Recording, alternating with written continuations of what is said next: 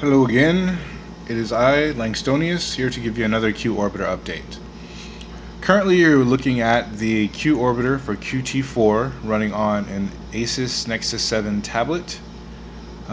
This is the release that's up for download right now. I'll just run you through the major changes, so to speak. Well, besides this awesome reddish bluish thing going on. As you can see, you've got your standard scenarios and such. If I kill the lights, I have no idea if you can even see that, but that's a thing. It did happen.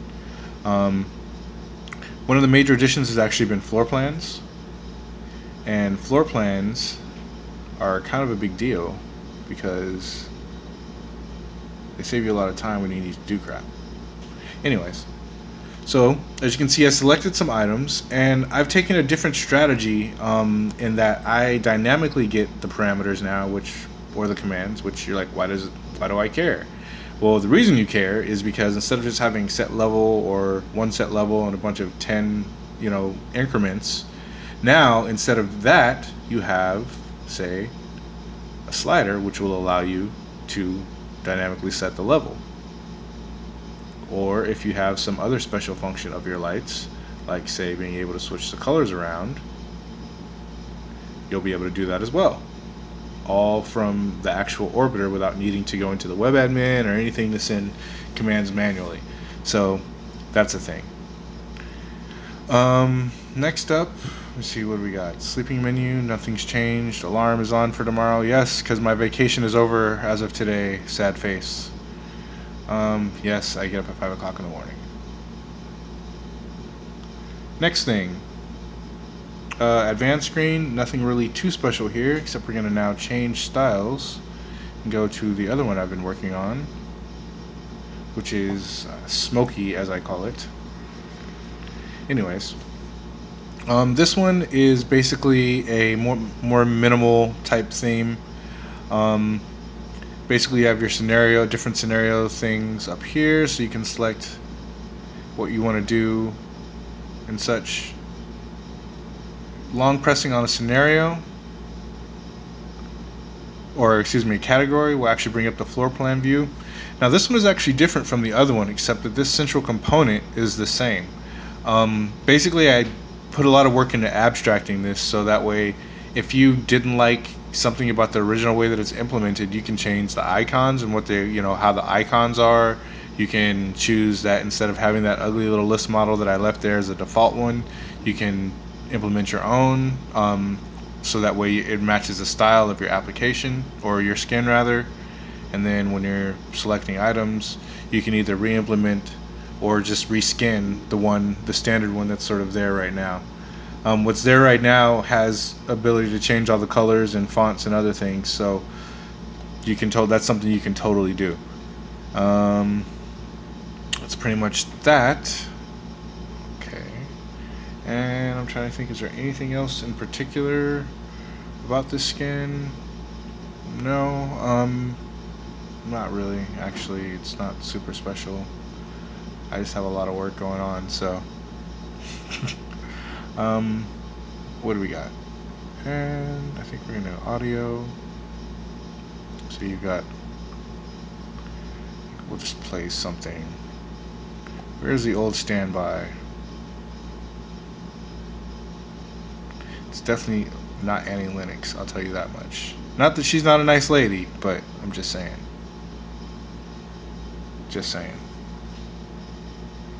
Ah, alas, the screen is missing all kinds of important things. So, to rescue my bad demo, I'm gonna go back to the default skin, where I know things are done. You may notice it also keeps your place and things like that, unless you change media types. So it's, we will probably make that configurable at some point, but it isn't right now. Anyways, I can bring up my handy menu button, if I can actually hit it, and play all. Anyways, so now we've got AC/DC playing. Not too loud because I don't want the audio to get cut because I was playing AC/DC and I wasn't authorized or some 21st century first world problem. And that is essentially it, although I will show you some progress I'm making in another area. Oh, this is the room selector, by the way. Let's see if this thing pulls my phone apart. Hey, it didn't. Alright, so you've got that guy, the Orbiter, and then you've got this guy running on my desktop, Mr. Experimental. So I just switched into his entertain area, which is badly named to 68, the device number, because I haven't figured out what I want the things to be called. And I'm going to look for something to watch. Also, I want to say thank you to Maverick for asking for a certain feature, namely sort by file. That got implemented today, and so now that's a thing. 3D movies. I don't know. I'm really wasting people's time with this, but hey, why not? Anyway, but hey, there's the Orbiter. Playing just some random rendering test that I did like a couple years ago. Point being that we're getting very, very close to an actual working desktop sort of Linux MCE Orbiter. You can see I can bring it up, and even if I want to browse videos on this. The reason why I'm using the keyboard is because keyboard is analogous to remote control, essentially. So if I can make it work with the keyboard, all the input and focus handling, then dealing with the case of remote control should really not be that big of a deal. Bada bing. There's a lot of parts missing because I just haven't filled them in. Got a lot of skins to fill in, but as you can see, the integrated media player is running and it's working. And if you're not bored yet, I will show you how it does. Actually,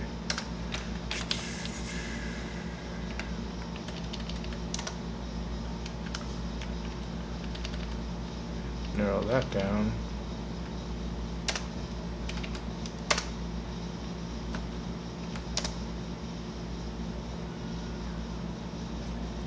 So even playing NFS stuff over the network, it doesn't do too bad. This is a Blu-ray rip of Thor, so it's not doing too horribly bad.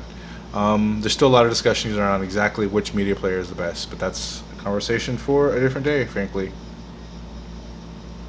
Anyways, but we've even got time code. Alright, that is all.